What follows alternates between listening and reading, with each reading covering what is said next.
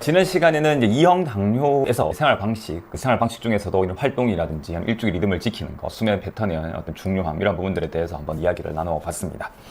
자, 오늘은 당뇨를 평가하는 방법에 대해 가지고 간략하게 한번 알아보겠습니다. 이 혈당 상태, 당뇨병이라고 하는 것은 이 고혈당증을 이제 특징적으로 하는 질환군이다, 증상군이다라고 생각을 하시면 될 것 같아요. 그렇다면 그 당뇨병을 평가하는 데 있어 가지고 이 혈당 상태, 나의 혈당이 어느 정도가 되는가에 대해 가지고 평가하는 방법에 대해서 이제 잘 알고 계셔야 될 것 같습니다.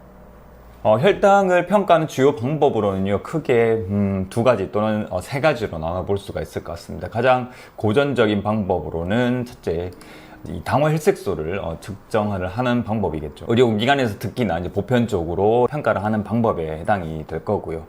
주로 체열을 통해 가지고 평가를 하게 되고, 당화 혈색소는 관련 논문들도 많습니다. 그래서 우리가 당화 혈색소를 감소시키는 어떤 중재적인 기술, 개입 중에 대표적인 게 약물 치료가 되겠죠. 그런 것들을 했을 때에 당화 혈색소가 떨어짐으로써 우리가 얻을 수 있는 이득이 많다라는 연구들이 이루어져 있거든요. 그래서 당뇨를 치료하거나 아니면 당뇨에 대해 가지고 관리를 한다라고 했을 때에 이 당화 혈색소 검사가 빠지질 않고 계속 평가가 되는 거다라고 보시면 될 것 같습니다. 여러분들이 댁에서 이렇게 하실 수 있는 방법이 바로 이제 손가락 체열을 이용을 해서 혈당을 관찰하는 방법이 되겠죠. 자아 관리에서 가장 어떤 유용하고 그다음에 간편하게 지금 당장의 어떤 혈당 상태를 이제 평가할 수 있는 그런 방법일 뿐만 아니라 뭔가 어떤 식단이라든지 아니면 여러분들 신체 활동, 그다음에 약물의 변경, 이런 또 인슐린을 사용하시는 경우에 혈중 포도당 농도에 대한 정보를 획득할 수 있는 그런 방법이 됩니다.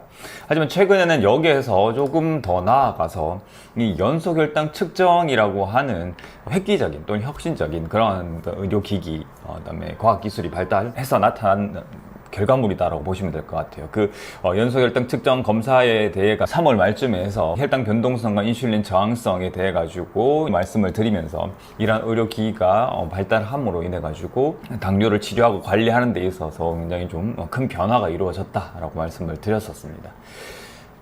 그래서 이 연속 혈당 측정은 손끝 혈당을 통한 그런 단편적인 혈당 관찰에서 이제 더 나아가서 혈당의 자아 관리에 더욱더 유용한 그런 도구로 활용이 되고 있고, 그리고 당뇨 치료의 어떤 효과나 아니면은 안전성, 그런 부분들 이제 최적화하는데 아주 중요한 역할을 차지하고 있는, 그 역량을 키워가고 있는 그런 단계인 것 같습니다.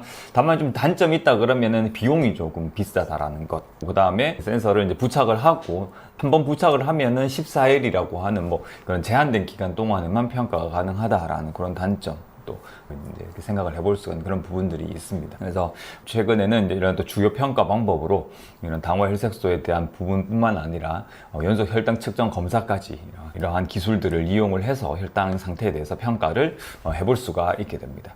그러면은 우리가 이런 혈당 평가를 어떠한 주기로 또 어떠한 상태에 있을 때 해야 되는가에 대해 가지고 한번 말씀을 드려볼게요. 일단은 당뇨를 진단을 받거나 아니면은 당뇨 고위험군이 있으신 분들 같은 경우에는 1년에 최소한 2번 정도는 혈당 상태에 대해서 평가를 하는 것이 좋다라고 이렇게 권장을 하고 있습니다. 그리고 그 방법으로는 이제 당화 혈색소 또는 연속 혈당 검사를 이용하는 것을 좀 권장을 하고 있고요. 이제 최근 지침에서는 이 연속 혈당 검사를 이용하는 것에 대해서 굉장히 좀 뭐랄까요, 긍정적으로, 특히 1형 당뇨가 있으신 분들은 진단을 받자마자 바로 적극적으로 사용을 할 것을 권고를 하고 있더라고요. 그리고 다음과 같은 경우에는 조금 더 평가 주기를 줄여가 자주 평가할 것을 권장을 하고 있습니다.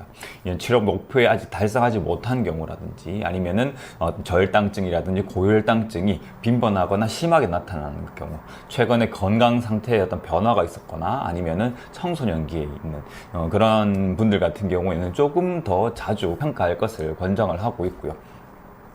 그 외에도 다음과 같은 경우에는 최소 이제 분기별로, 그러니까 1년에 한 4번 정도 되는 거죠. 이제 3개월마다 한 번씩 또는 필요에 따라서 추가로 이렇게 평가할 것을 권장을 하는데, 뭐 최근에 치료법을 변경을 했다라든지 아니면은 혈당 목표를 달성하지 못한 경우에는 필요에 따라서 또는 이제 이렇게 분기별로 평가를 추가적으로 더 해볼 수가 있다라고 권장을 하고 있습니다.